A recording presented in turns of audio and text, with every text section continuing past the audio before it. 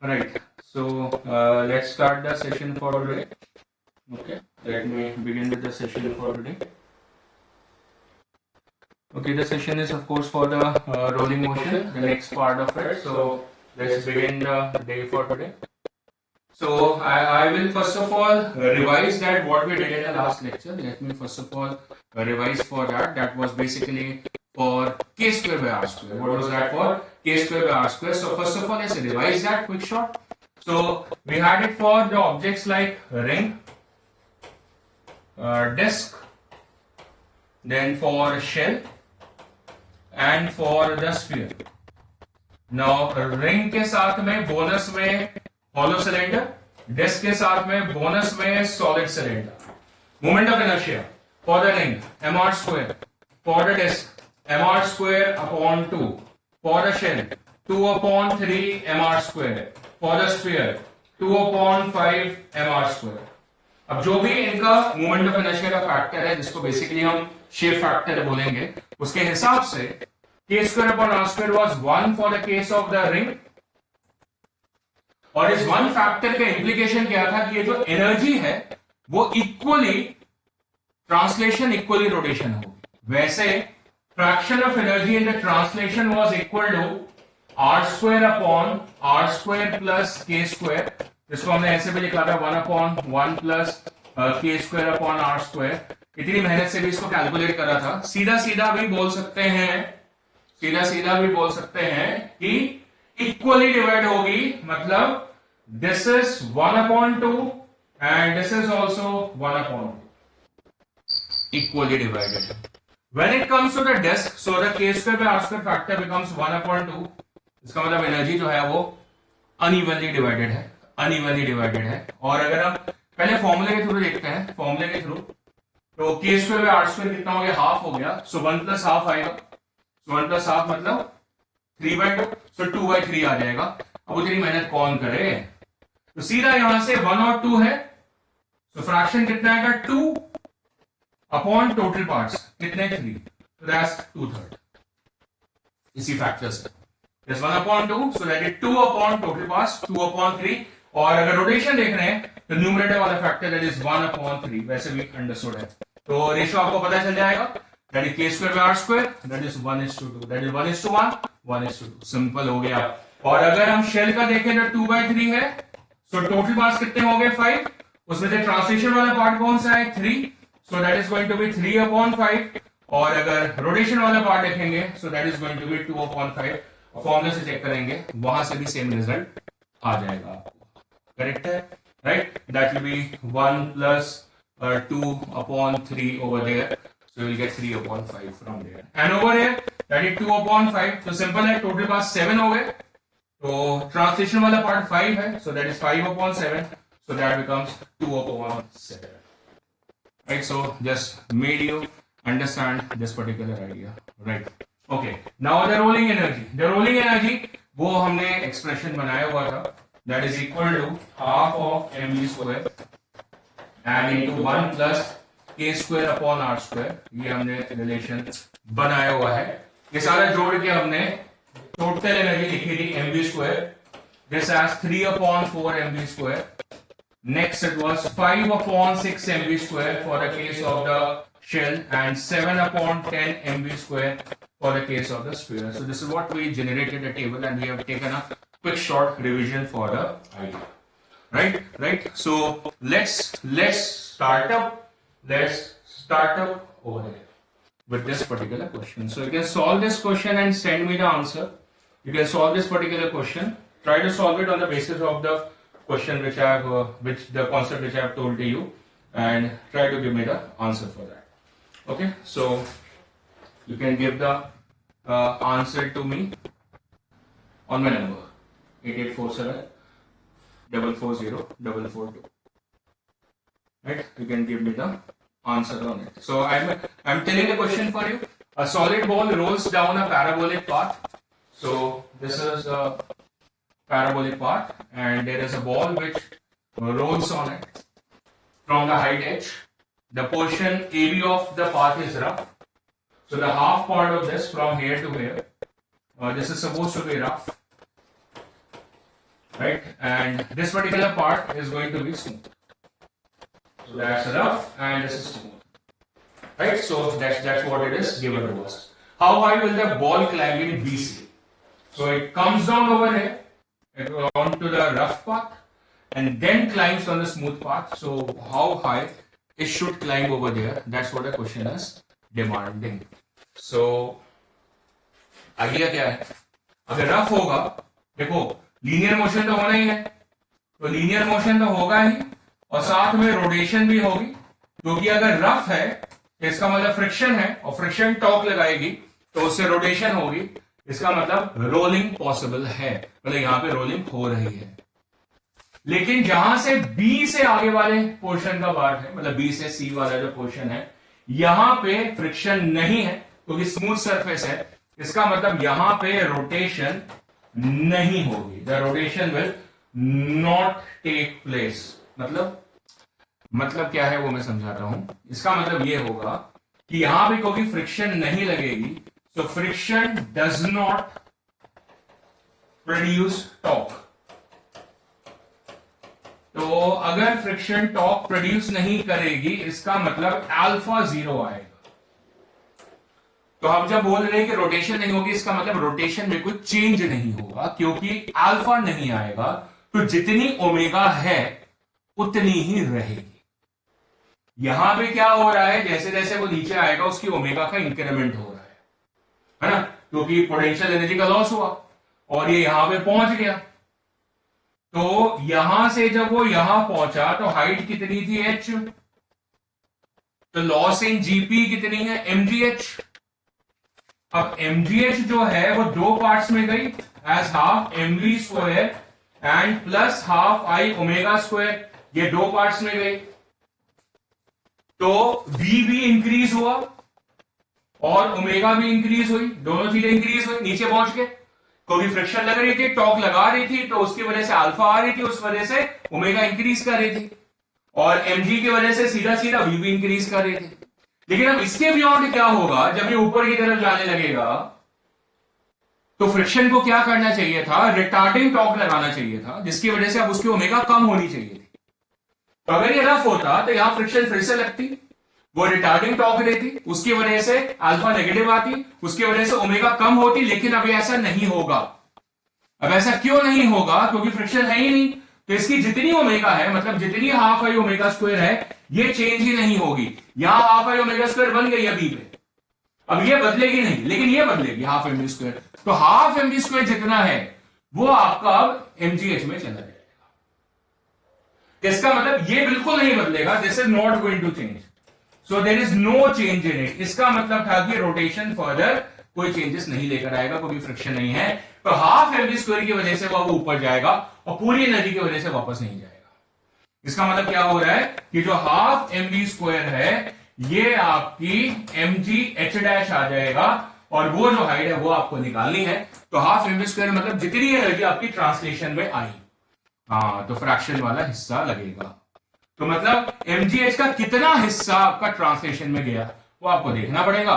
तो हम आराम से देख सकते हैं, क्योंकि ये बॉल है और बॉल के लिए फ्रैक्शन ऑफ ट्रांसलेशन अभी हमने पीछे निकाला, कितना होता है, दैट इज 5/7। कितना होता है, 5/7 आता है। इसका मतलब टोटल एनर्जी कितनी थी mgh, उसका 5/7 पार्ट किस में गया, हाफ एम बी स्क्वायर में, और 2/7 किस में गया था, हाफ आई ओमेगा स्क्वायर में। वो तो बदलेगा नहीं, तो ये हाफ एम बी स्क्वायर कितना है, दैट इज 5/7 ऑफ mgh। इसका मतलब जो हाफ एम बी स्क्वायर है that is 5/7 of the mgh। ये जितनी एनर्जी है वो जाके अब ग्रेविटेशन पोटेंशियल एनर्जी में कन्वर्ट हो जाएगी। इसका मतलब ये बॉल ऊपर जाएगी, इस बॉल को मैं बनाता हूं कि ऊपर जाएगी, कर लेता हूं मैं, ये बॉल ऊपर जाएगी लेकिन ये रोटेट करती रहेगी, इसका ओमेगा कम नहीं होगा, इसका ओमेगा जितना यहां था उतना ही रहेगा। स्पीड यहां पे v थी, लेकिन स्पीड यहां पे कितनी हो जाएगी, 0 हो जाएगी, लेकिन ओमेगा नहीं बदलेगी, ओमेगा एज इट इज रहेगी। यहां इनिशियली स्पीड भी 0 थी, ओमेगा भी 0 थी, नीचे आके दोनों चीजें बढ़ गई, और जब ये वापस ऊपर जा रहा है ओमेगा नहीं बदली क्योंकि फ्रिक्शन नहीं है, लेकिन स्पीड 0 हो गई। तो जितनी आपकी काइनेटिक एनर्जी ट्रांसलेशन की थी उसकी वजह से वो हाइट पे चला गया, mg कैंसिल हो जाता है और h डैश का आंसर मिल जाता है, that becomes 5/7h. So that is our answer, that is 5/7h. So A part हमारा आंसर आ जाता है 5/7h. Reason well explain, time लगा के एक्सप्लेन करा, और ये फ्रैक्शन जो हमने डिराइव करा था वो किस तरीके से यूज होता है ये आपको एक्सप्लेन करा. चलो बिल्कुल एक सिमिलर काइंड ऑफ क्वेश्चन करते हैं, एक सिमिलर काइंड ऑफ क्वेश्चन और करते हैं. So I am sending you the next question over here and let's try to answer this particular question. So see to this particular question and try to answer it. The question says there is a small solid cylinder of radius r is released from the point A, right? Is released from the point A inside a fixed large cylindrical ball. तो ये बड़ा सा ball है, इसके अंदर इस particular ball को हमने रिलीज कर दिया है of radius r. If the friction between a small and a large cylinder is sufficient enough. Question बोल रहा है कि जो फ्रिक्शन है that is sufficient enough, friction sufficient है ताकि स्लिपिंग ना हो, to prevent any slipping, कोई स्लिपिंग नहीं है. Then find what fraction of the total energy is translation and rotational when the small cylinder reaches the bottom of the larger one. So total energy का कौन सा हिस्सा translation और rotation में जाएगा. तो ये फिर से हमें जो ऑब्जेक्ट गिवन है सॉलिड सिलेंडर गिवन है, तो जो सॉलिड सिलेंडर है इसका मतलब उसका k²/r² कितना होता है चेक कर लेते हैं. तो k²/r² for the cylinder stands as 1:2. That's a k²/r² factor for the case of the solid cylinder. ठीक है ना. तो अब उसका कितना फ्रैक्शन ट्रांसलेशन और रोटेशन में जाएगा वो आपको चेक करना पड़ेगा. तो जब ये बॉल नीचे पहुंचेगी, जब ये यहां पहुंचेगी तो इसका सेंटर चेक करते हैं. तो अगर आप इसका सेंटर चेक करोगे तो इसका सेंटर यहां था इस पोजीशन पे, और इसका सेंटर यहां पहुंच गया इस पोजीशन पे. तो ये इसका रेडियस है स्मॉल आर और ये इसका सेंटर है सी. तो जितना हाइट ये नीचे आया है that is capital R minus small R. Centre mass जहां तक पहुंचा. तो ग्रेविटेशन पोटेंशियल एनर्जी का जो लॉस है that is capital R minus और small r, where small r is the radius of this cylinder and capital R is supposed to be the radius of that spherical ball जो भी है उसके अंदर जो जा रहा है. ठीक है. तो loss in potential energy is mg into capital R minus small r and that should be equal to your half mv square and plus half I omega square. ये हो जाना चाहिए नीचे पहुंच के. वो कह रहा है इसके अंदर से कितना पार्ट ट्रांसलेशन में है, तो ft का फैक्टर कितना आएगा, that will be 2/3 of it. So 2/3. और रोटेशन का फैक्टर कितना होगा 1/3. अब ये किसका हिस्सा है, that is for the total energy. इसका मतलब the kinetic energy of the translation will be 2/3 of this value, that is mg into capital R minus small r. या आपकी ट्रांसलेशन वाला हिस्सा हो गया 2/3 ऑफ द टोटल. और अगर हम रोटेशन वाला हिस्सा देखते हैं तो आपका 1/3 ऑफ द टोटल हो जाएगा. सो 1/3 of mg into capital R minus small r. ये नीचे पहुंच के ये एनर्जी की बाइफर्केशन है, कितनी एनर्जी ट्रांसलेशन में इंक्रीमेंट हुई और कितनी part of energy rotation kinetic energy में इंक्रीमेंट हुई. टोटल एनर्जी उतनी है mg into capital R minus small r. सारी की सारी काइनेटिक एनर्जी में गई. तो क्वेश्चन चाहता था कि आप ये बताएं कि कौन सा हिस्सा किस में गया, कितना रोटेशन में गया और कितना ट्रांसलेशन में गया. Don't forget the article is basically combined translation and rotation. और साथ में क्वेश्चन कह रहा है the normal force exerted by the small cylinder on the larger one. Normal force, अच्छा नॉर्मल फोर्स क्या है, कॉन्टैक्ट फोर्स है, यहां लगेगी n, mg नीचे लग रहा है और इसकी स्पीड आ चुकी है यहां पे v. So there will be the v over here. अब उसके हिसाब से आपका रिजल्ट बन जाएगा. So that n should be equal to mg and plus mv square upon r. ये रिजल्ट बन जाएगा, है ना. क्योंकि सेंटीमीटर फोर्स लग रही है, क्योंकि v आ गई है ना. तो हमने क्या करा, n माइनस mg सेंटीमीटर की तरह लिखेंगे. तो सेंटी की तरह फोर्स कितनी आएगी, n माइनस mg. And that should be equal to centripetal force, मतलब mv स्क्वायर बाई आर, ये हमने लगा लिया है। अब r यहां पे कितना है, r माइनस स्मॉल r, क्यों? क्योंकि इफेक्टिव रेडियस उतना है, यही तो इसका इफेक्टिव रेडियस है सर्कुलर पाथ का। So what is the normal, that becomes mg plus mv square upon capital R minus small r। अब आपको v स्क्वायर की वैल्यू को प्लेस करना है, तो v स्क्वायर की वैल्यू प्लेस करिए यहां से। कैसे? अब यहां पे आपको तिगड़न लगाना पड़ेगा पूरा, यहां पे हमारा शॉर्टकट रिजल्ट काम आता है। क्योंकि ये सिलेंडर है तो उसकी टोटल एनर्जी कितनी है, अभी हमने पीछे लिखी थी कि अगर रिंग होती है तो टोटल एनर्जी कितनी आती है, mv स्क्वायर। सिलेंडर और डिस्क के लिए 3/4 mv स्क्वायर, शेल के लिए 5/6 mv square, and for the case of the sphere it is 7/10 mv square. अभी ये क्या है, सॉलिड सिलेंडर, तो ये सारा रिड्यूस करके कितना आएगा, that will B 3/4 mv square, and therefore this expression will be mg into capital R minus small r as equal to 3/4 mv square। तो इसका मतलब this expression becomes as mv square upon capital R minus small r, इसको नीचे ले जाके that becomes 4mg upon 3, ये आ जाएगा यहां से। और इस कंप्लीट वैल्यू को हम यहां पे सब्स्टिट्यूट कर लेते हैं, mv square upon capital R minus small r को, उससे हमें नॉर्मली रिएक्शन मिल जाता है, that is equal to mg and plus this value, ये वैल्यू कितनी है 4mg by 3, and hence this result works as 3 plus 4 7, so 7 mg upon 3, that works as the result for the normal reaction, right? So once again this particular question focus upon this idea कि कितना part translation में गया, कितना rotation में गया। हाँ, वो second part में यूज नहीं हुआ, सेकेंड पार्ट में सीधा हमने टोटल एनर्जी को ही चेक करके सॉल्व कर लिया। तो फर्स्ट पार्ट में पूछा है तो कोई ज्यादा सिग्निफिकेंस नहीं थी फर्स्ट पार्ट की सेकंड पार्ट को सॉल्व करने, ठीक है।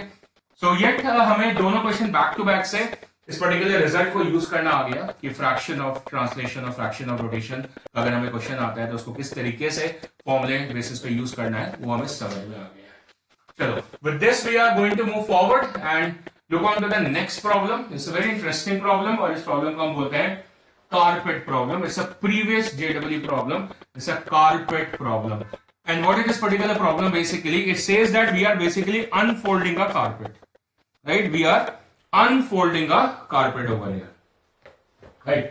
So अभी तो ये तो दोनों एक्शन दिखा रहा है, हम अनफोल्ड कर रहे हैं। क्वेश्चन क्या है कि हमारे पास एक पूरा कारपेट है ना, ये पूरा कारपेट है इस तरीके से, ये आपका अभी एक जगह पे इस तरीके से है ना। अभी ये अनरोल करना है, अभी हमने इसको अनरोल करना है, तो हम इसको अनरोल करते हैं और हमने इसको अनरोल करा तो क्या होगा, ये जैसे एनिमेशन दिख रहा है कि इसका कुछ पार्ट फ्लोर पे बिछ जाएगा है ना, फ्लोर के ऊपर आ जाएगा है ना, और बाकी इतना सा रह गया। तो जितना रह गया है वो क्वेश्चन कहता है उसका रेडियस r/2 रह गया है। मतलब पहले इसका जो रेडियस था वो r के बराबर था, लेकिन जब आपने उसको अनरोल कर दिया, और जब वो अनरोल कर रहे हैं, आपने कारपेट अनरोल किया होगा कभी घर में, तो वो स्लिप नहीं कर रहा है। अब झटके से मारेंगे ना तो स्लिप कर जाएगा, तो स्लिप नहीं कर रहा है, ये क्वेश्चन क्या है, वो स्लिप नहीं कर रहा है। So there is no slipping anywhere, दिख भी रहा है आपको नीचे स्लिप नहीं कर रहा है, आराम से अनरोल हो रहा है। So there is no slipping, तो कोई स्लिपिंग नहीं है, there is absolutely no slipping. और क्योंकि स्लिपिंग नहीं है तो नो स्लिपिंग वाली कंडीशन लगा लोगे, और फिर ये इतना सा रह गया है ना, इतना सा रह गया, बाकी तो सारा जमीन पर आ गया, यहां पर आ गया, बाकी है कि नहीं, ऐसे हो गया, ठीक है। तो ये डायग्राम बन गया हमारा, ठीक है। अब इसका जो रेडियस है वो कितना हो गया, अभी क्वेश्चन ने बताया नहीं है, मतलब ये रेडियस कितना है r/2, क्वेश्चन बता रहा है, अभी बता रहा है क्वेश्चन कितना हो गया, r/2 हो गया, ये ऐसा खुल गया। अब वो कह रहा है जिस समय उसका रेडियस r/2 बच जाता है उस समय पे उसकी सेंटर ऑफ स्पीड आपको बतानी है। तो क्वेश्चन क्या है, यहां पे वो रेस्ट में था, यहां पे स्पीड 0 थी, कुछ भी स्पीड नहीं थी, ना घूम रहा था ना आगे जा रहा था, मतलब u भी 0 थी, ओमेगा भी 0 थी। अब उसकी सेंटर ऑफ स्पीड कितनी आएगी, VCM कितनी आएगी, ये क्वेश्चन पूछ रहा है, ये आपको सॉल्व करना है। अब जैसे कि मैंने बोला ये प्रीवियस क्वेश्चन है, तो आप क्या कर सकते हो, आप किसी भी बुक में से कहीं से भी जाके इसका सॉल्यूशन देख सकते हो, है ना। You will find a 3-4 line solution over there. Can we crack it in one shot? In one line actually? Can we do it? Let's try. For that, we must have a bonus with us, जिसको मैंने last lecture में समझाया था, ICOR. If you know that ICOR, my friends, it can be solved like this. And where there is a loss in GPE, there is a loss in gravitational potential energy. भाई देखो इसका centre नीचे आया, पहले यहां था C1 पे, अब यहां पहुंचा C2 पे, कितना नीचे आया? R माइनस R/2 नीचे आया, पर एक जगह आप गलती कर सकते हैं, किसमें? क्या आप लगाएं सर? देखो mgr माइनस mgr/2 लगा दिया मैंने, दोबारा बोलते हैं सर, mgr माइनस mgr/2 लगा दिया, गलती कर गए आप। R और R/2 तो सही लगाया, मास कहां गया मेरे बेटे भाई? मास भी तो कम हो गया है। तो अगर इसका मास m है तो फिर इसका मास कितना बचा हुआ है? बाकी तो जमीन पे गया ना मास, कितना बचा हुआ है सोचो, तो डेंसिटी से पता चलेगा। वैसे मूल्यवान है, दिमाग से लगा सकते हो। देखो इसका वॉल्यूम कितना है? पाई आर स्क्वायर एल है ना। लेंथ ये वाली होगी, अंदर वाली लेंथ, उसका तो कोई यूज ही नहीं है। फ्रंट डायग्राम उसका तो कोई यूज ही नहीं है, जितनी पीछे लेंथ है इसकी। सो पाई आर स्क्वायर एल मतलब आर स्क्वायर के हिसाब से डिवाइड होगा। आर स्क्वायर के हिसाब से डिवाइड होगा तो रेडियस R/2 हो गया, इसका मतलब आर स्क्वायर बाय 4 हो जाएगा, तो मास 1/4 बच जाएगा, बाकी जमीन पे आ जाएगा। अब आपको पूरा लिखना है उसको, तो आप लिख सकते हो भाई। देखो रो डेंसिटी, पहले मास था m pi R square into L, बाद में जितना मास रहेगा m प्राइम लिख देता हूं, सो पाई R/2 स्क्वायर इंटू एल आ जाएगा, ठीक है ना। उस वजह से जो मास है वो 1/4 हो गया। अब ये मुंह जबानी हो सकता है, और बोलो कि ये भी स्टेप हो गया, अब इसको स्टेप मान लो, तो 1/4 मास हो गया। तो लॉस इन जीपीई कितना हुआ? दैट इज mgr पहले and minus m/4 into gr/2, ये आ गया। ये आपका क्या हो गया? लॉस इन जीपीई आ गया। अभी जो लॉस इन जीपीई है ये किसमें गया? That goes into half mv square plus half i omega square, है कि नहीं? बिल्कुल सही है भाई। और फिर उसके बाद मास की भी चिंता करो, मास कितना? m/4 हो चुका है। अच्छा, मतलब half m/4 into v square, बिल्कुल सही है, plus half i omega square, बहुत बढ़िया, ठीक है। मास की गलती ना करें हम, है ना। Half m/4 into v square, क्योंकि मास m/4 हो चुका है, गलती का स्कोप है कि नहीं? बिल्कुल है। मूवमेंट ऑफ इनर्शिया में गलती का पूरा स्कोप है?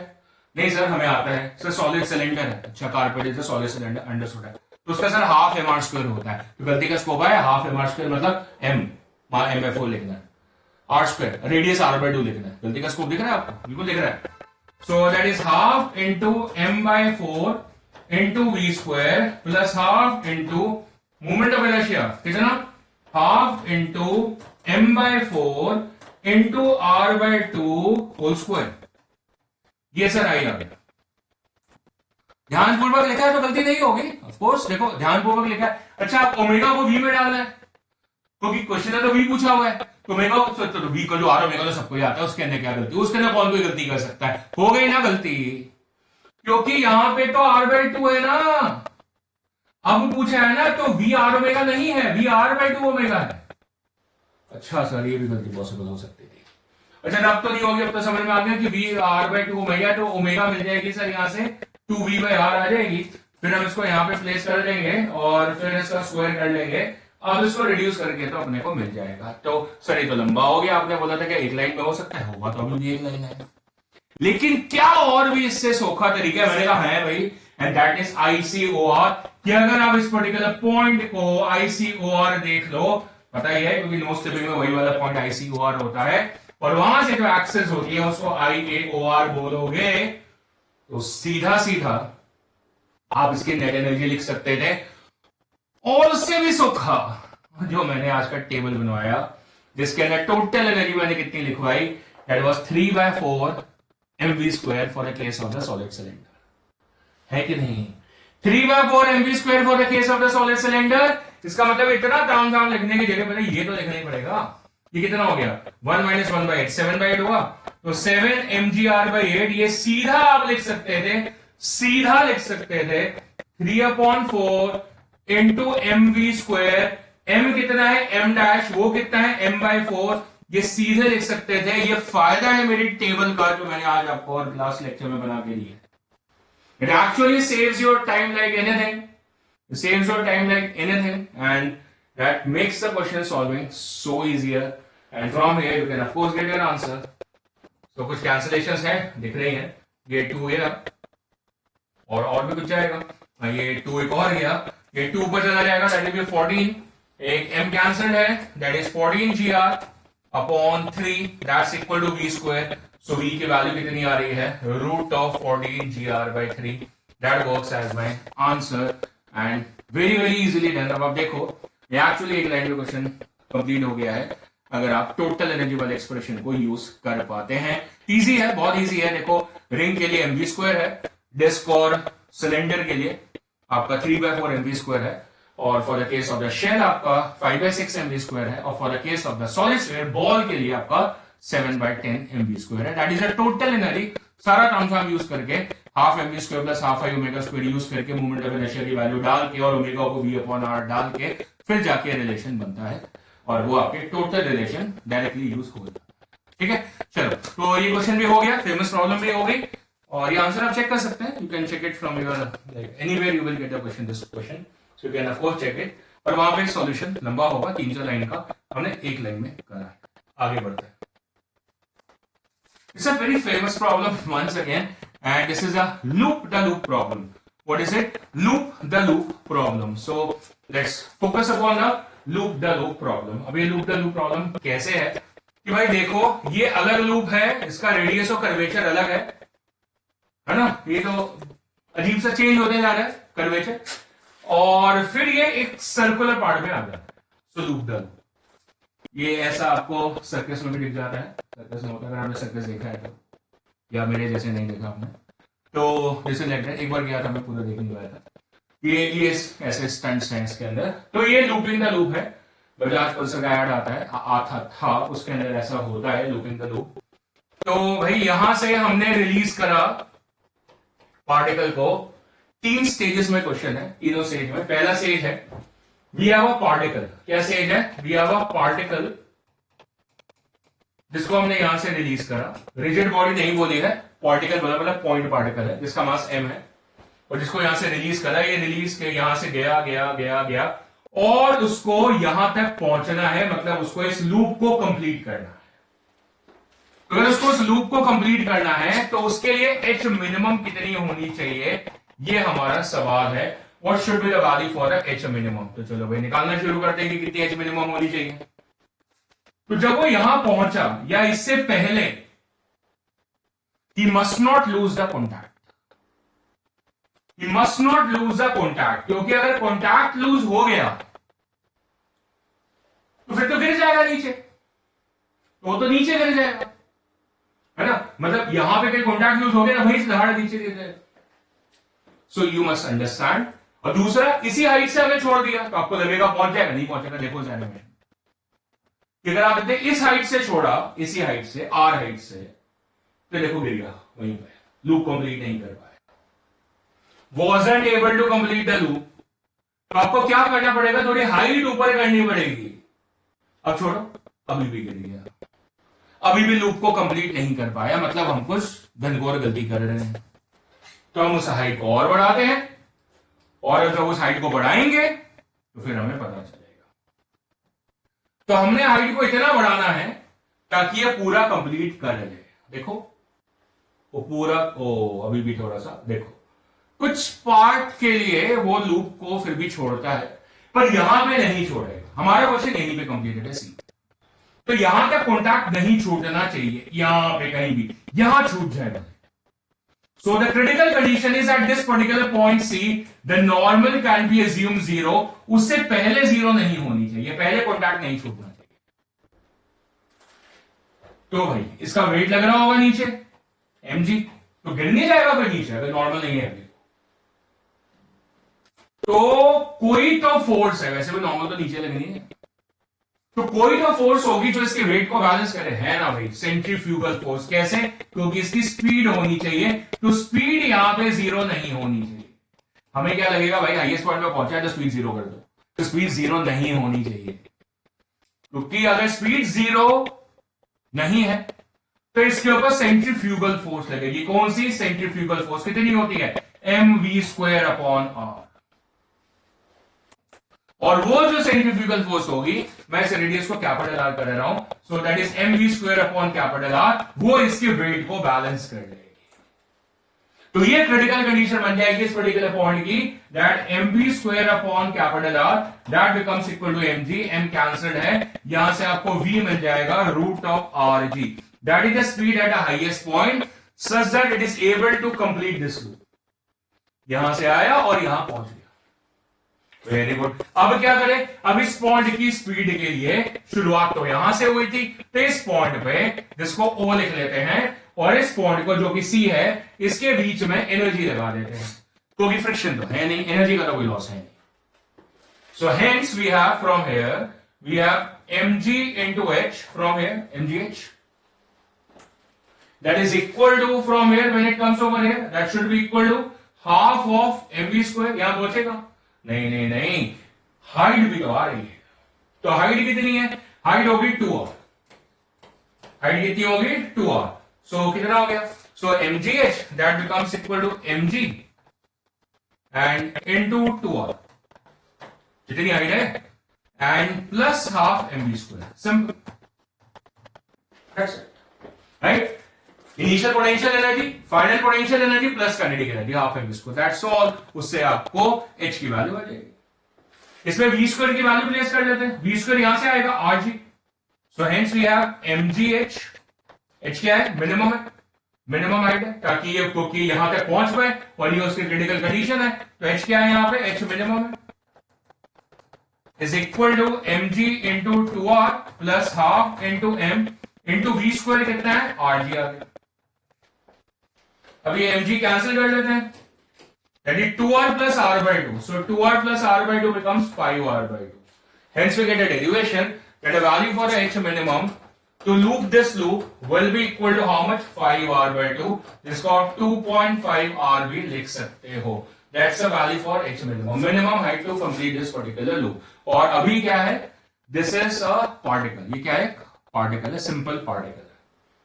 अब हम क्या कर रहे हैं? इसके अंदर एक चेंज कर रहे हैं। What is a change?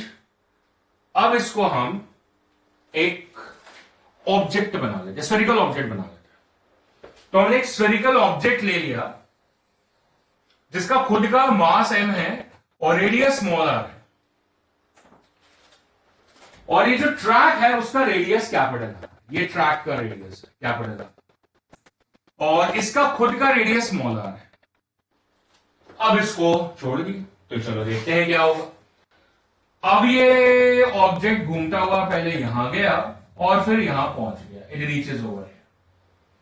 अब ये ऑब्जेक्ट है, रिजिड बॉडी, लेकिन फ्रिक्शन नहीं है, ये अभी भी स्मूथ सरफेस है, फ्रिक्शन इज नॉट देयर। तो भाई अगर फ्रिक्शन नहीं है तो ऑब्जेक्ट है, रिजिड बॉडी है, लेकिन रोटेशन तो हो नहीं सकती, क्योंकि friction is a tangential force which must produce a torque, और फिर वो रोटेशन को प्रोड्यूस करती, पर क्योंकि फ्रिक्शन नहीं है तो इस वजह से रोटेशन तो प्रोड्यूस अब भी नहीं होगी। तो फिर क्या डिफरेंस है? द डिफरेंस इज कि आपको सेंटर मास पाथ को देखना पड़ेगा, बस ये डिफरेंस। क्योंकि रिजिड बॉडी है तो इसका सेंटर मास देखना पड़ेगा, तो ये इसका सेंटर मास का पाथ है, that's a path of the centre mass. तो ये इसकी फाइनल हाइट आएगी। यहां से रिलीज करा तो ये आपका h मिनिमम है जो कि हमने निकालना है। यहां जब पहुंचा तो इसकी हाइट कितनी है? तो भाई देखो ये कितना है, this is smaller, this is the radius of this object, और ये पूरा कितना होना चाहिए था? 2 कैपिटल आर।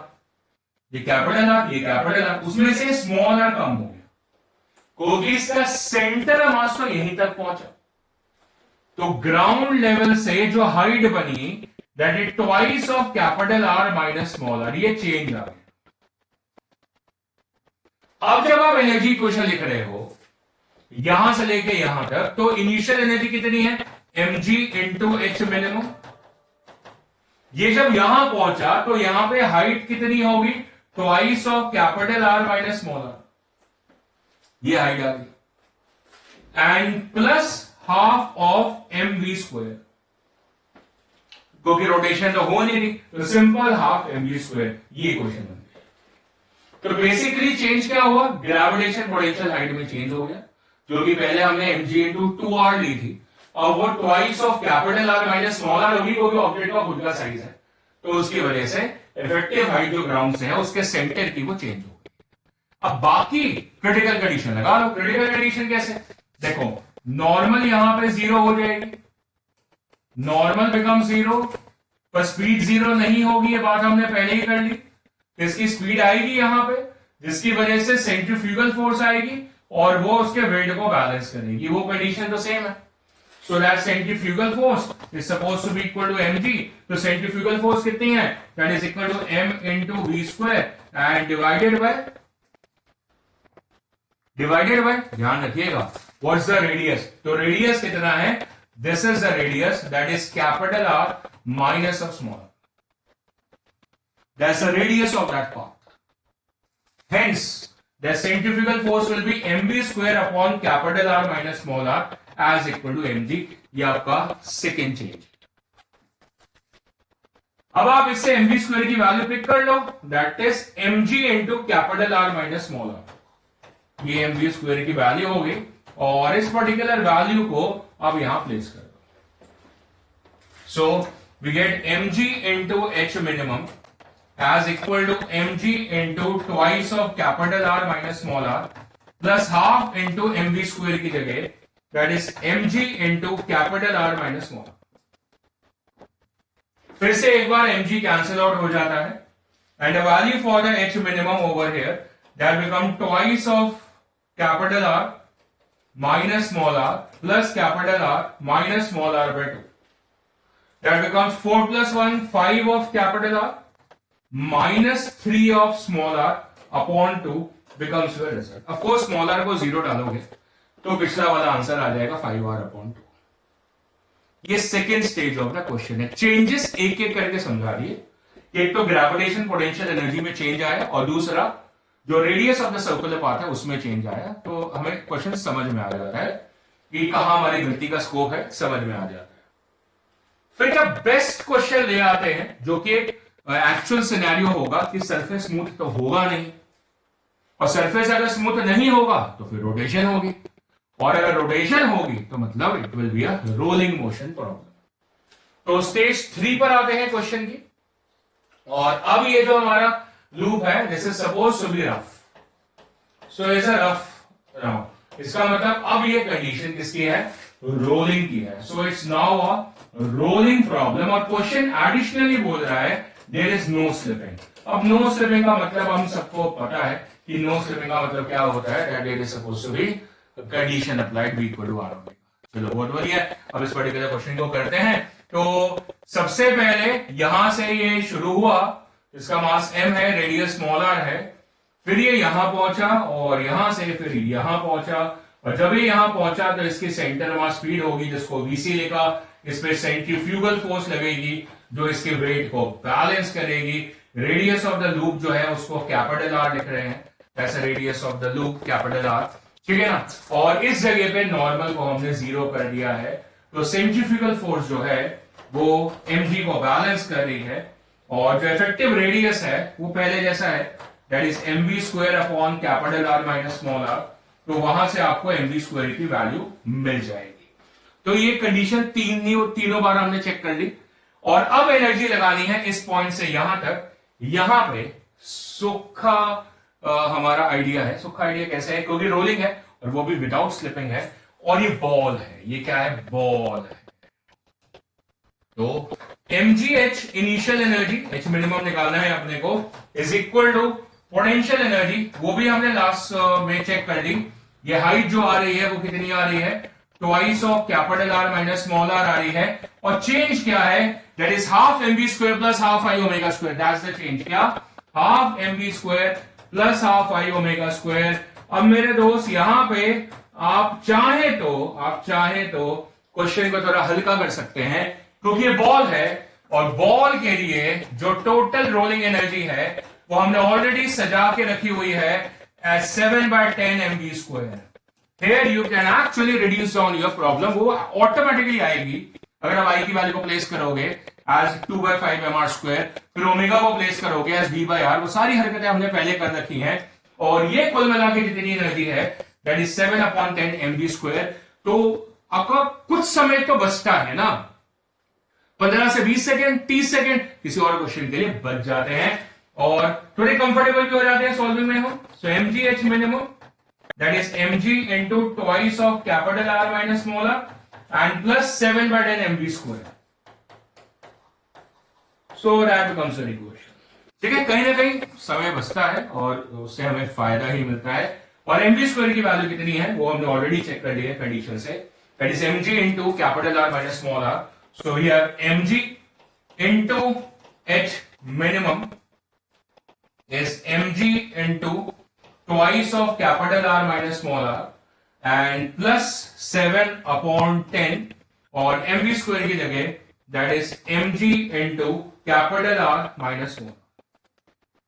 ये बन जाता है और इससे mg जो है वो कैंसिल आउट हो जाती है और h मिनिमम हम यहां से इवैल्यूएट कर लेते हैं और h मिनिमम की जो वैल्यू है और थोड़ी कैलकुलेशन देख लो, 10 into 2r 20r और यहां से प्लस 7r तो 27 capital R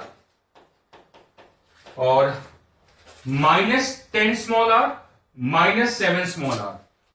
so minus 17 small r upon 10 ये हमारा रिजल्ट बन जाता है फॉर h मिनिमम. तीन क्वेश्चन कराए, 3 लेवल्स कराए सेम पर्टिकुलर क्वेश्चन के.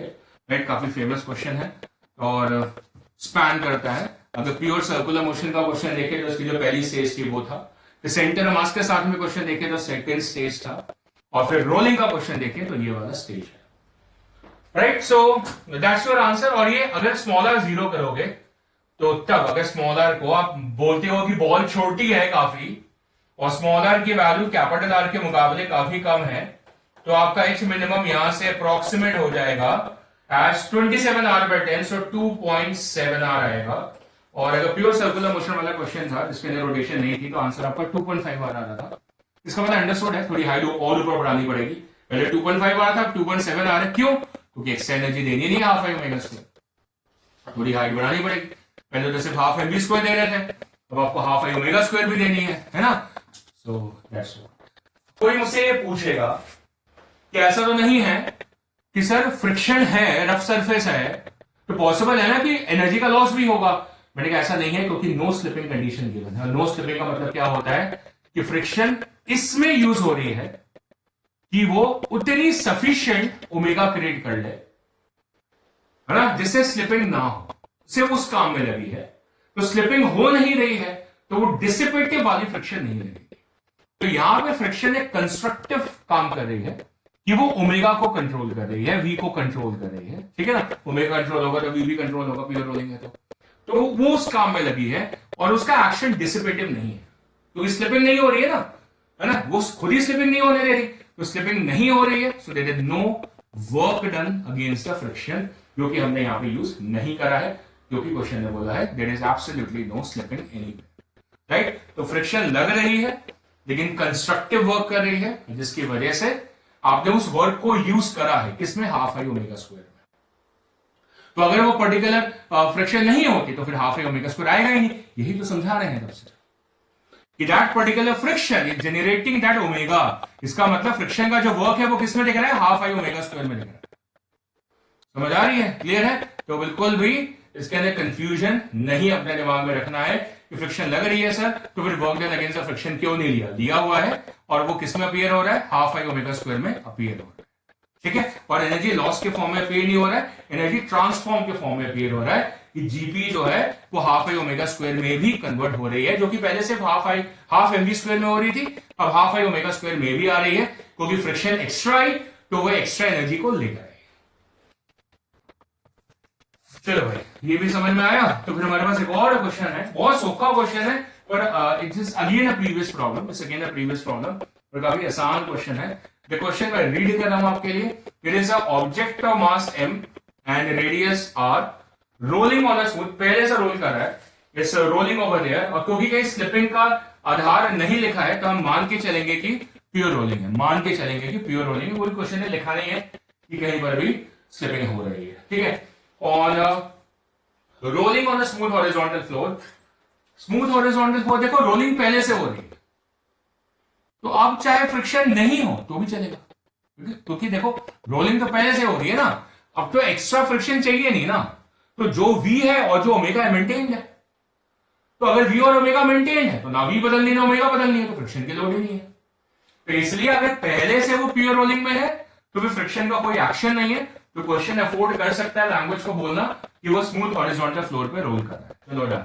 उसकी वेलोसिटी भी है, इसका मतलब ओमेगा भी है ना, मिस इंटरप्रेट मत करना, लिखा हुआ है कि रोलिंग है, तो उसके पास v भी है और साथ में ओमेगा भी है, तो v और ओमेगा दोनों चले रहे हैं साथ में, और फिर वो चला जाता है वो सिलेंडर प्लेन पे और किसी हाइट पे पहुंच गया, और किसी हाइट h पे यहां पे पहुंच गया, इस जगह पहुंच गया बस।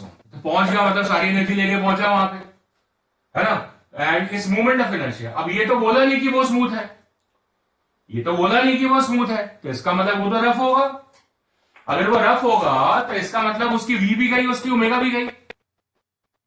समझ आ रही है कि नहीं आ रही है? v भी खत्म, ओमेगा भी खत्म, तो पहुंच गया यहां पे इस साइड पे और रेस्ट पर आ गया, तो इस जगह पे रेस्ट पर आ गया, तो सारी एनर्जी खत्म होगी, सारी एनर्जी खत्म होगी। अगर भाई ऐसा होता कि वहां पे फ्रिक्शन नहीं होती तो फिर वो पुराना क्वेश्चन बन जाता, वो AB और BC वाला जो हमने पहले करा, तो क्या होता, रोटेशन वाली एनर्जी का कुछ नहीं बिगड़ता, वो वैसे ही रहती, लेकिन ट्रांसलेशन वाली एनर्जी का बिगड़ जाता, वो सारी खत्म होगी, जीपी में चली जाती, लेकिन वो वहीं पे ऐसे रोटेट करता रहता।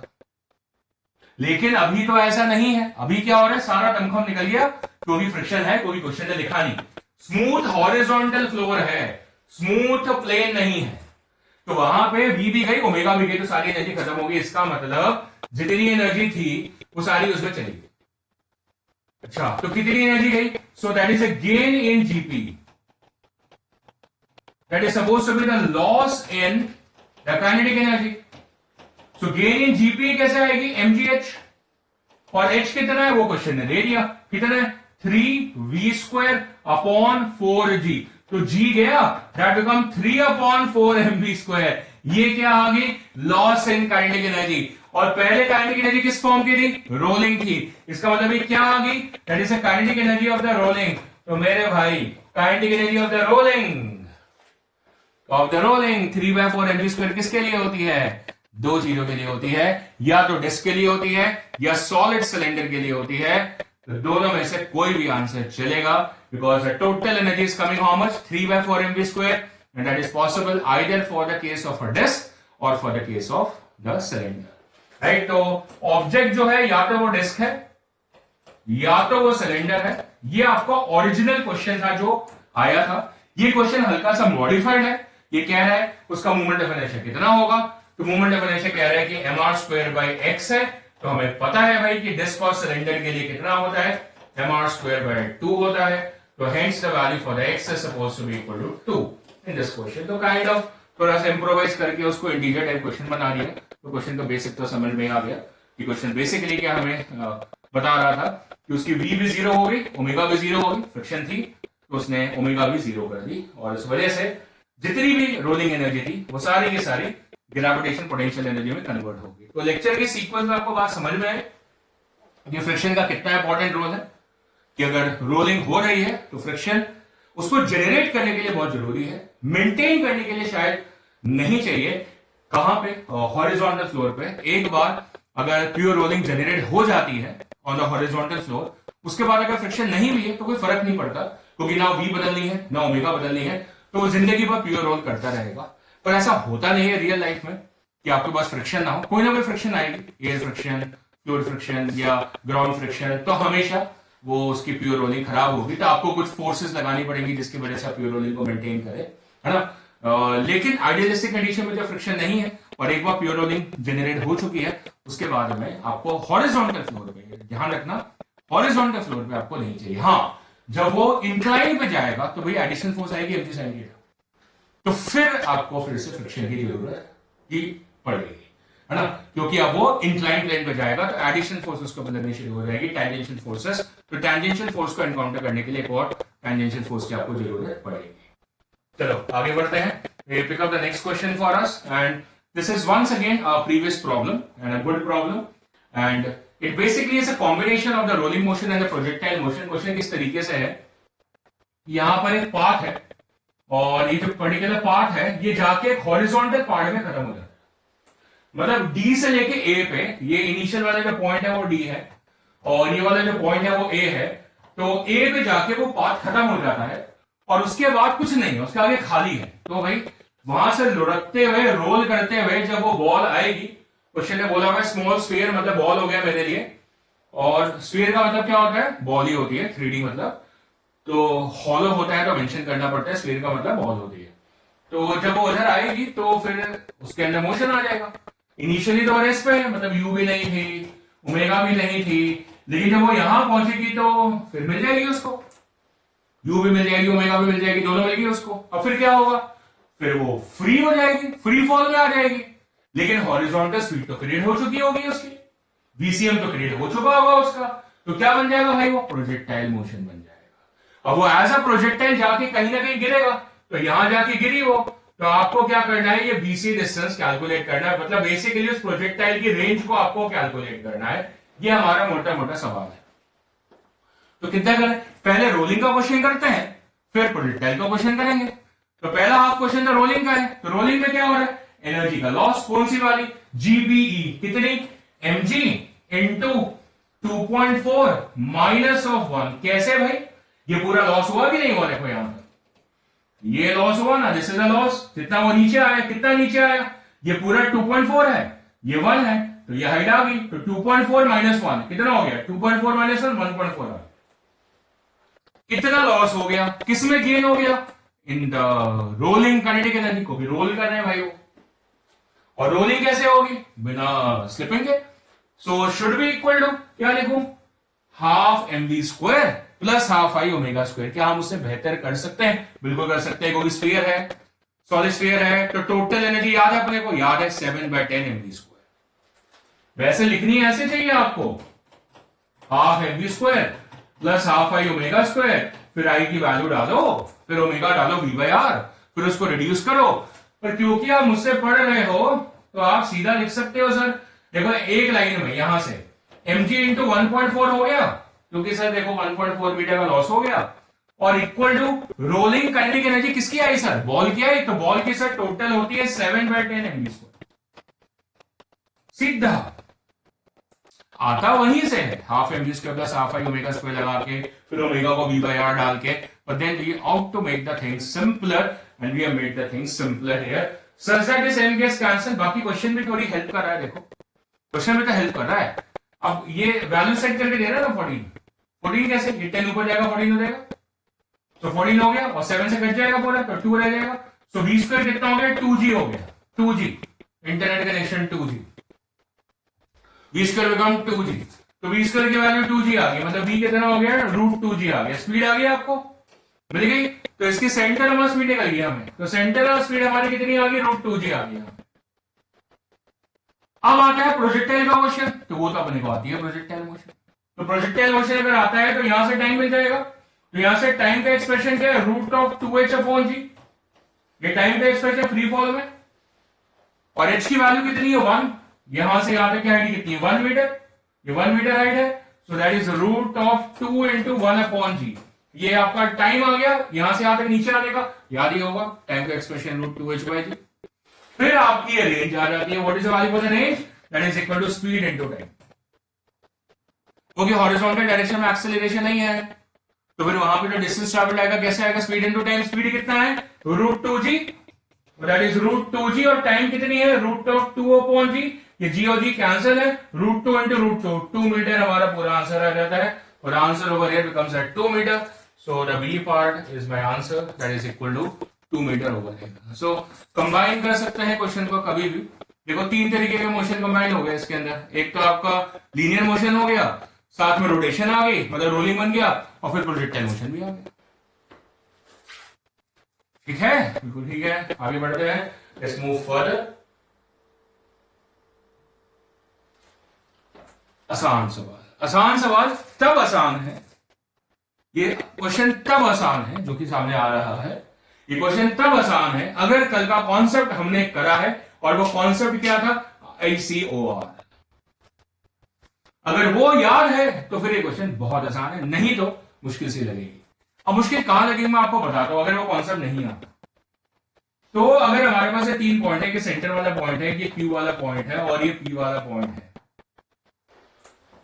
तो आपको क्या लगेगा भाई, देखना ध्यान से, आपको क्या लगेगा, आपको लगेगा देखो सर Q का डिस्टेंस C से और P का डिस्टेंस C से ऑलमोस्ट सेम सा लग रहा है, तो ऐसा हो सकता है P और Q की स्पीड सेम हो, क्योंकि आप क्या कर रहे हो, आप डिस्टेंस उसका सेंटर से देख रहे हो, ये वाला डिस्टेंस और ये वाला डिस्टेंस आपको लग रहा है सेम आ रहा है ना, ये P का डिस्टेंस और ये Q का डिस्टेंस, क्योंकि आप सेंटर से देख रहे हो, देखना ही नहीं ना। यही तो लास्ट लेक्चर में समझाया कि आपको क्या देखना है, ICOR, और प्योर रोलिंग में ICOR कहां पर होता है, लोएस्ट पॉइंट पे, मतलब यहां पे। So this is our point ICOR, और ओमेगा उसके अबाउट देखनी है, कन्वर्ट करा था हमने कल, pure rolling about the centre is equal to pure rotation about the lowest point, और वो लोएस्ट पॉइंट वाला पॉइंट आगे नहीं जाता क्योंकि वो उसकी स्पीड 0 हो जाती है, तो उसको क्या बोलते हैं, COR, और हर इंस्टेंट पे वही वाला पॉइंट होता है, तो ICOR, instantaneous centre of rotation. तो उसके हिसाब से देख लो, फिर क्वेश्चन क्लियर है भाई। फिर क्योंकि इस पॉइंट के हिसाब से देख रहे हो, इस पॉइंट पे ओमेगा है, तो फिर इस पॉइंट P का डिस्टेंस देखो ये RP है, इसका डिस्टेंस देखो ये RC है, इसका डिस्टेंस देखो ये RQ है, और फिर वेलोसिटी कैसे मिलेगी R ओमेगा, तो वेलोसिटी कैसे, इसकी यहां पे ये VP, इसकी यहां पे ये VC, और इसकी यहां पे ये VP, perpendicular to R, equal to R omega.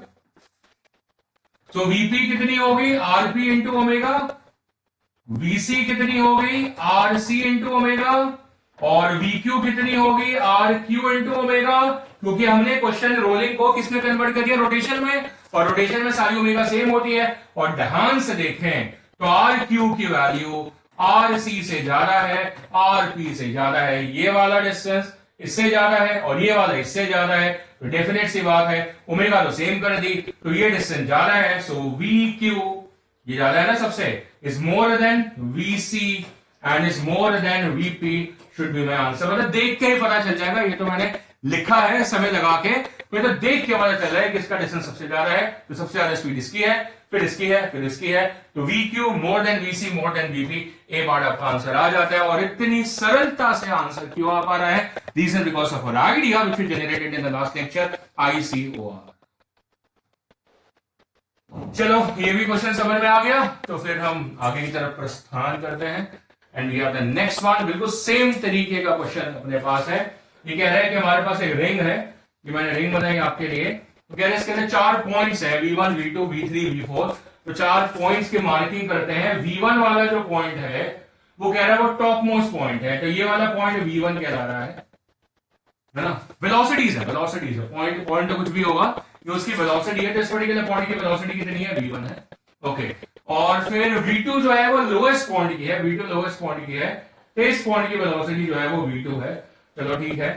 और फिर वो कह रहे हैं कि जो and point of horizontal diameter है, तो ये हॉरिजॉन्टल डायमीटर के एंड पॉइंट्स हो गए, ये वाला और ये वाला ले लेते हैं, इस पे वेलोसिटी V3 है, तो ये V3 हो गई है, और सेंटर ऑफ द रिंग की V4 है, तो सेंटर ऑफ द रिंग की V4 है, तो ये वेलोसिटी हमारी V4 हो गई है ना।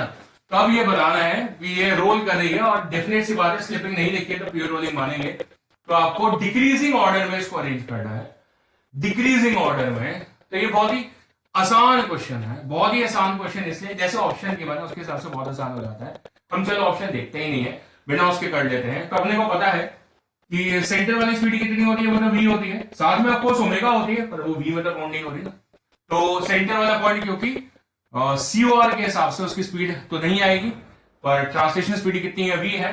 हाईएस्ट पॉइंट की कितनी होती है, 2V होती है, और हॉरिजॉन्टल की कितनी होती है, √2V होती है, और अपना लोएस्ट पॉइंट स्पेशल है उसकी 0 होती है। Relative velocity at a point of contact is how much, 0। Lowest point की कितनी है, 0 है। तो उसी हिसाब से आपको पता चल जाता है सबसे ज्यादा किसकी है, टॉप मोस्ट पॉइंट की, मतलब V1 हो गया, उसकी सबसे ज्यादा है ना, सबसे ज्यादा। फिर किसकी है, और फिर इसकी आ गई √2 भी 1.4 टाइम्स, तो मतलब V3 आ गई नेक्स्ट। फिर किसकी है, फिर सेंटर वाले पार्टिकल की है, तो V4 आ गया। और फिर उससे ज्यादा किसकी है, सबसे कम किसकी है, V2 की है, लोएस्ट वाले पॉइंट की सबसे कम है। तो ये सीक्वेंस है V1 more than V3 more than V4 V2, तो V1 V3 V4 V2, ये आपका आंसर है।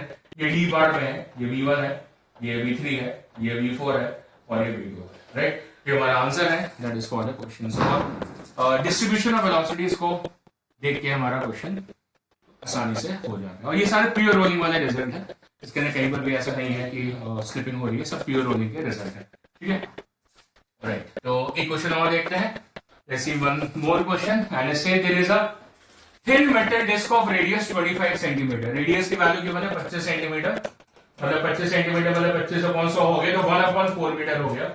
और जो मास की वैल्यू है वो कितनी है, 2 kg है, ये गिवन है। रेस्ट पे मतलब इनिशियल स्पीड 0 है and rolls down an incline plane, तो यहां से रोल करके ये नीचे आ गया, रोल करते हुए नीचे आया है ना, मतलब यहाँ पे इसकी बी भी आएगी और साथ में ओमेगा भी आएगी रोल करते हुए।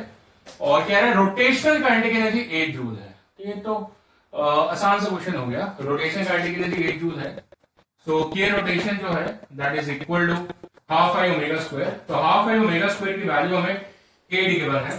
सो I have 8 as equal to half into I omega square, और क्योंकि डिस्क है तो डिस्क का मोमेंट ऑफ इनर्शिया अपने को पता है हाफ mr स्क्वायर होता है, so into half mr square, ये मोमेंट ऑफ इनर्शिया आ गया, एंड इंटू ओमेगा स्क्वायर। अब क्वेश्चन है क्या ओमेगा पूछी है, नहीं पूछी है, पूछा है लीनियर वेलोसिटी बता दो। तो अगर लीनियर वेलोसिटी बतानी है तो you can easily apply that v is supposed to be equal to r omega, तो ओमेगा की जगह आप v by r लिख सकते हैं। सो ओमेगा स्क्वायर की जगह it will be v square upon r square, तो r स्क्वायर तो कैंसिल आउट ही हो गया, तो रेडियस की इंफॉर्मेशन नहीं भी होती तो भी चल जाता, and therefore we have 8 as equal to 1/4 into mv square, mass हमें 2 गिवन है, and into v square, so ये 2 और नहीं कैंसिल नहीं होगा, ये ऊपर चला जाएगा, तो v स्क्वायर हो जाता है 16, सो v की वैल्यू आ जाती है 4 metre per second, that becomes value for the centre of speed, perfectly gets to this particular result. आप क्वेश्चन चाहता तो आपसे ये भी पूछ सकता था कि वो कितनी हाइट से आया है, ये भी पूछ सकता था कि वो कितनी पर्टिकुलर हाइट से आया है, वो आप कैसे निकालते हैं। देखो रोटेशनल काइनेटिक एनर्जी 8 गिवन है, ठीक है ना, और ये क्या है, डिस्क है, तो जो फ्रैक्शन का फॉर्मूला है फ्रैक्शन का, वो डिस्क के लिए कितना आता है, तो डिस्क के लिए मोमेंट ऑफ इनर्शिया फैक्टर 1/2 होता है, तो ट्रांसलेशन वाला पार्ट कितना होगा 2/3 पार्ट, और रोटेशन वाला पार्ट कितना होगा 1/3 पार्ट। इसका मतलब दिस इज 1/3, फ्रैक्शन कितनी होगी और किसकी, रोटेशन की, रोटेशन की फैक्टर कितना होगा 1/3, ट्रांसलेशन का 2/3, डिस्क है, ठीक है, और रोटेशन का कितना 1/3, वेरी गुड। तो इसका मतलब जो रोटेशन एनर्जी है कितनी है, half I omega square, half I omega square that is equal to 1/3 of mgh, ये होनी चाहिए, जिस साइड से वो आ रहा था इस साइड से आ रहा होगा, है ना, कितनी होनी चाहिए, that should be 1/3 of mgh, ठीक। तो हाफ आई ओमेगा स्क्वायर आपको गिवन है 8, rotation kinetic energy, that mean that is 8 as equal to 1/3 mgh, that become 24/mg, mass कितना है 2, g को आप लिख लो 10, दैट बिकम्स h, तो आपको हाइट मिल जाएगी, कितनी होगी 1.2 मीटर, तो that becomes a value for the height, कि जिस हाइट से उसको रिलीज करा था। तो ये भी आपका क्वेश्चन बन सकता था, और ये शायद बढ़िया क्वेश्चन होता, और एक बार फिर से ये क्वेश्चन आसानी से कैसे सॉल्व हो पाया, by the fraction formula, fraction of the rotation कितना 1/3, और आपको हाइट मिल गई, करेक्ट है जी, अंडरस्टूड है, बी तो आपने निकाल ही ली है। और भी क्वेश्चन बन सकते हैं कि कितना समय लगा उसको नीचे आने में, वो भी निकाल सकते हो आप, उसके लिए भी हमने फॉर्मूला बनाया हुआ है टाइम का, कितना लगा, कितनी एक्सेलरेशन थी वो भी निकाल सकते हैं, एक्सेलरेशन का फॉर्मूला भी बना हुआ है, टाइम का फॉर्मूला याद ही होगा, टाइम का फॉर्मूला कितना है, that is supposed to be 1/sin theta √2h/g, है ना, एंड इनटू 1 + k² / r², ये फॉर्मूला बनाया हुआ है। तो अब इसके लिए थीटा तो पता नहीं है, थीटा तो अपने को पता नहीं है, तो फिर रिजल्ट कैसे बनेगा? तो थीटा चाहिए होगा, बिना उसके क्वेश्चन नहीं बन पाएगा, है ना। क्योंकि एक्सेलरेशन के अंदर भी आपका थीटा आएगा, क्योंकि एक्सेलरेशन का फॉर्मूला कितना था, जी साइन थीटा अपॉन 1 प्लस के स्क्वायर बाय आर स्क्वायर। तो थीटा होगा तो फिर वो रिजल्ट निकल जाएगा, बिना उसके रिजल्ट नहीं आ पा रहा है, ठीक है ना। या आ सकता है, सोचो आ सकता है, नहीं आ सकता ना, एसीएम तो चाहिए होगा, तो और उसके लिए थीटा चाहिए होगा, तो थीटा मिलेगा तो फिर बाकी के काइनेमैटिकल क्वेश्चन आप सॉल्व कर सकते हैं, तो ये क्वेश्चन भी सॉल्व हो जाएगा। तो चलो आज का लेक्चर मैं यहाँ पे रोकता हूँ। I am going to stop the lecture for today. कल दोबारा मिलेंगे। कल मैं नया आर्टिकल शुरू करूंगा ग्रेविटेशन का, ये चलता रहेगा, इसकी मेरे को डीपीपीस अभी और करानी है, तो पूरे वीक में इसकी डीपीपीस चलाऊंगा, ठीक है ना। और साथ में मैं ग्रेविटेशन को शुरू कर रहा हूँ, so I will be starting up with the gravitation lecture in tomorrows. तो सारे के सारे बच्चे प्रेजेंट होने चाहिए, all of you must be present for the gravitation lecture. और इसकी भी सीक्वेंस सीरीज अभी चलेगी, कम से कम 5 to 6 डेज ये भी चलेगा, इसकी डीपीपीस एमसीक्यू चलेंगे, और सबको लगाना है, सबको वो भी लगाना है और ग्रेविटेशन का भी लगाना है। टाइम मैं उसी के अकॉर्डिंगली मैनेज करके आपको बताऊंगा, ठीक है। चलो आज के लिए मैं साइन ऑफ करता हूँ, कल दोबारा मिलेंगे, बाय फॉर नाउ।